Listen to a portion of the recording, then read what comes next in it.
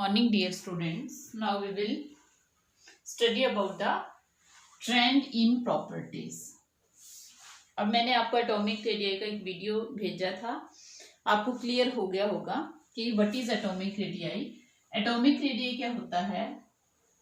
Atom में nucleus और outer most shell का जो डिस्टेंस है उसको एटॉमिक रेडियाई बोलते हैं। ठीक है, और अगर हम इसको किसी कंपाउंड में मेजर करेंगे तो ये डिफरेंट टाइप के होते हैं, जैसा जिसमें बॉन्डिंग होती है, जैसे कोवेलेंट रेडियाई। ये हम बॉन्डिंग भी अभी स्टडी करेंगे। कोवेलेंट रेडियाई, मान लो दो हमारे पास एटम है, उनके बीच में कोवेलेंट बॉन्ड बना है, तो उनके बीच में जो डिस्टेंस है न्यूक्लियस के बीच में, that is known as the covalent radii. अगर वैंडरवॉल फोर्सेस हैं तो इसको हम बोलेंगे वैंडरवॉल रेडियाई। अगर मेटेलिक है तो उसको हम बोलेंगे मेटेलिक रेडियाई। ठीक है, दैट इज, ये तो हो गया ना पूरा डायमीटर डिवाइडेड बाई 2। ठीक है, हाफ इसका। तो ये आपको वीडियो मैंने ऑलरेडी सेंड कर दिया था। We will actually study about the variation of atomic radii in the periodic table. Periodic table में किस तरह से वेरी करता है, that is our main focus. तो हाउ नाउ पीरियड में क्या होता है, अच्छे से आपने इसको दिमाग में बिठा लेना। एटॉमिक नंबर इंक्रीज होते हैं जब हम left to right in period में मूव करते हैं। पीरियड में जब मूव करते हैं लेफ्ट टू राइट तो एटॉमिक नंबर इंक्रीज होता है। Increase in atomic number means number of proton increase होता है। ठीक है, नंबर ऑफ प्रोटॉन इंक्रीज हो रहा है न्यूक्लियस में, और नंबर ऑफ इलेक्ट्रॉन भी इंक्रीज होता है। Number of proton is equal to number of electron in an atom.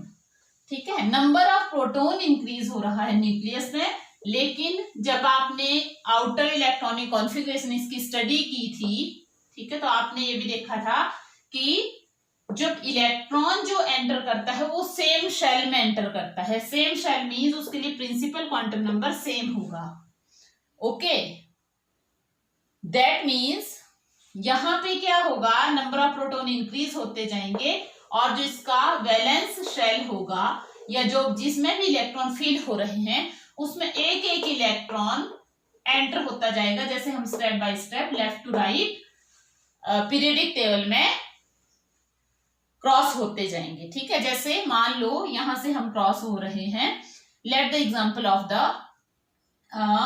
You can take the example, sodium से पहले हमारे पास क्या आता है, नियॉन। ठीक है, तो सोडियम, उसके बाद मैग्नीशियम, देन यहाँ पे खाली स्पेस है आपका 10 जो ग्रुप हैं वो नीचे हैं, उसके बाद आपका आ जाएगा, ये मैं एग्जांपल ले रही हूँ इस ग्रुप का, ये थर्ड आपका पीरियड है। ठीक है, थर्ड पीरियड है ये आपका, sodium, magnesium, then aluminium.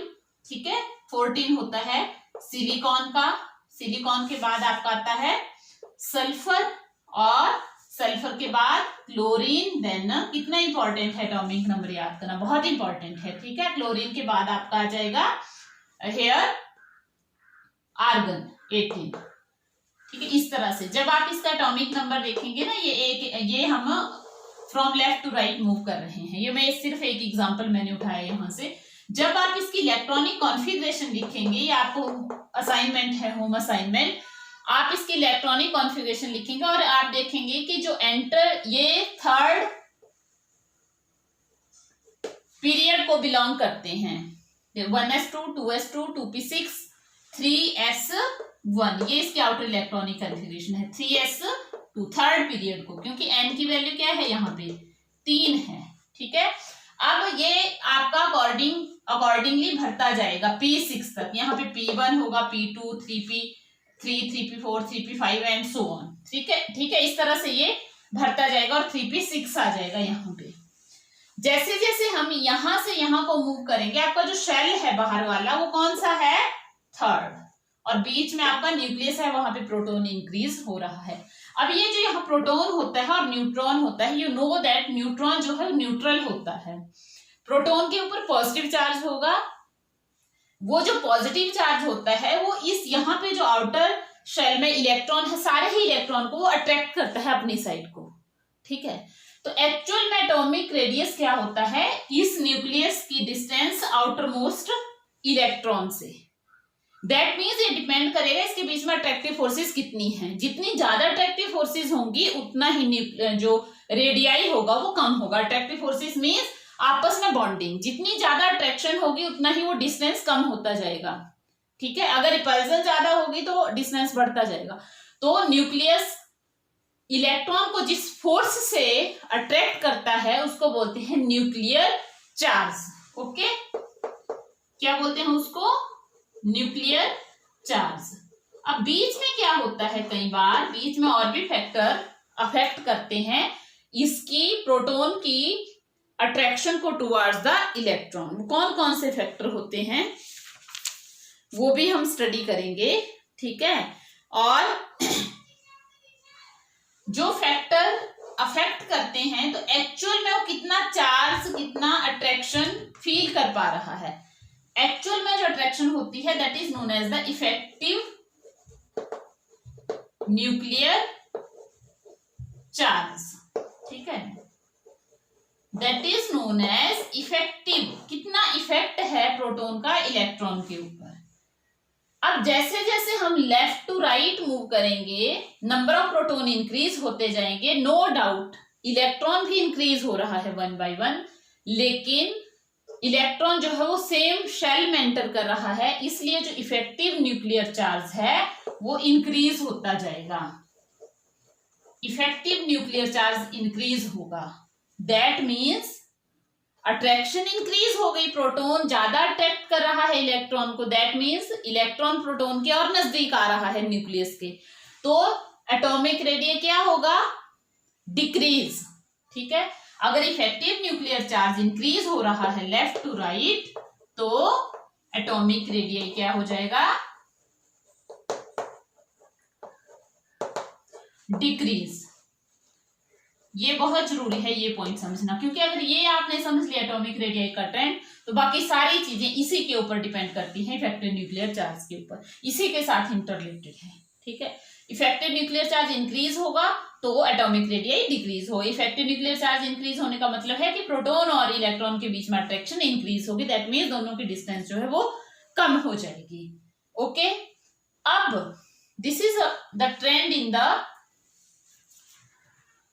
Your, इसमें बताया मैंने पीरियड में। अब ग्रुप में क्या ट्रेंड होगा, ये आपने नोट्स जो है बुक से बनाने हैं प्रॉपर। यहाँ पे सिर्फ मैं समझाती हूँ, this is not for the notes कि आप एज इट इज इसको उतार दें, इसका ये मतलब नहीं होता है। नोट्स आपने खुद बुक से बनाने हैं इसको समझ के, ओके। अब मैंने आपको डाउन द ग्रुप बताना है क्या ट्रेंड होगा एटॉमिक रेडियस का, तो उसमें तो बहुत ज्यादा समझने की बात नहीं है। अगर आप टॉप टू बॉटम मूव करेंगे इन ग्रुप में, अगर आप टॉप टू बॉटम मूव करेंगे और आप इलेक्ट्रॉनिक कॉन्फ़िगरेशन देखेंगे, ठीक है। Let us take the again example of lithium, second group है ये आपका, सोडियम आई थिंक सो, ठीक है, पोटाशियम, रुबिडियम, फ्रेंसियम, ठीक है। ये आपका रेडियोएक्टिव एलिमेंट्स है। तो जब आप इसके आउटर इलेक्ट्रॉनिक कॉन्फ़िगरेशन देखेंगे तो दिस इज 2s1, यहाँ पे हाइड्रोजन आता है फर्स्ट में, लेकिन उसको हम कंसीडर नहीं करेंगे, फर्स्ट है आपका ये first group, sorry. 3s1, 4s1, 5s1। तो जब हम नीचे की तरफ मूव करेंगे तो यहां से ही हमें पता चल रहा है n is equal to 2 for this 3, 4 and 5, ठीक है। तो दैट मीन्स ये आपका न्यूक्लियस है। फर्स्ट वाले में 2 शेल हैं, लिथियम के केस में, सोडियम के केस में तीसरा भी ऐड होगा, पोटाशियम के केस में 4th एंड रुबिडियम के केस में 5th और फ्रेंसियम के केस में 6th। तो दैट मीन्स यहां तक हमारा हाइड्रोजन, यहां तक lithium, then sodium, then potassium, then rubidium and further francium. तो क्या लग रहा है आपको साइज क्या होगा? मेरे को लगता है आप तो सारे ही बता सकते हैं। Atomic radii increase when we move from top to bottom in a group. क्या हो जाएगा? इंक्रीज हो जाएगा। और आपने एक चीज और याद रखनी है, जट मेथड में आपको बता रही हूँ, लेकिन आपको अंडरस्टैंडिंग होनी चाहिए क्यों, that is important in the science, ठीक है। हो क्यों रहा है वो पता होना चाहिए। कोई भी प्रॉपर्टी जो लेफ्ट टू राइट पीरियड में इंक्रीज होगी वो डाउन डिक्रीज होगी, जो इस साइड को इंक्रीज होगी वो यहाँ को डिक्रीज होगी, जो इस साइड को डिक्रीज होगी वो यहाँ को इंक्रीज होगी। दैट मीन्स दोनों डायरेक्शन में जो इसका ट्रेंड है वो उल्टा होगा। क्यों उल्टा होगा, that you should also know, explanation आपको पता होनी चाहिए, रीजन पता होना चाहिए। तो that is the trend of the atomic radii. Ionic radii का भी यही ट्रेंड होगा। आयन का मतलब हो गया कि जिसने इलेक्ट्रॉन लूज किए हैं या गेन किए हैं, ठीक है। अब एक यहाँ पे और है आइसो इलेक्ट्रॉनिक स्पीसीज, कई बार आता है आइसो इलेक्ट्रॉनिक स्पीसीज क्या होती हैं। Iso means same, electronic means electron, ठीक है। आइसो इलेक्ट्रॉनिक स्पीसीज वो स्पीसीज होती हैं having same number of electron, जिसके पास सेम नंबर ऑफ इलेक्ट्रॉन्स होंगे। एग्जाम्पल क्या है, एग्जाम्पल मैं आपको देती हूँ how you can calculate the number of electron.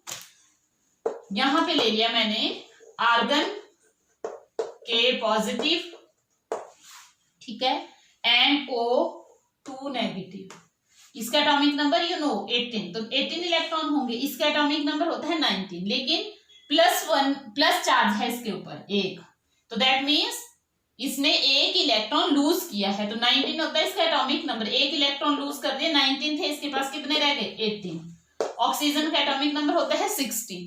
2 negative charge का मतलब हुआ 2 इलेक्ट्रॉन गेन कर लिए, तो दैट मीन्स पहले कितने थे 16, नाउ देयर इज 18 इलेक्ट्रॉन। इन तीनों स्पीसीज के पास नंबर ऑफ इलेक्ट्रॉन कितने हैं 18, तो such type of species are known as isoelectronic species. Question कैसे आता है एग्जाम में, आपके पास 6 और 7 स्पीसीज दी होंगी और आपको या तो ऑप्शन दी होगी, आपने खुद उसको करना है, या ऑप्शन दी होगी कि कौन सी ग्रुप में आइसो इलेक्ट्रॉनिक स्पीसीज हैं। तो you have to just calculate the number of electron.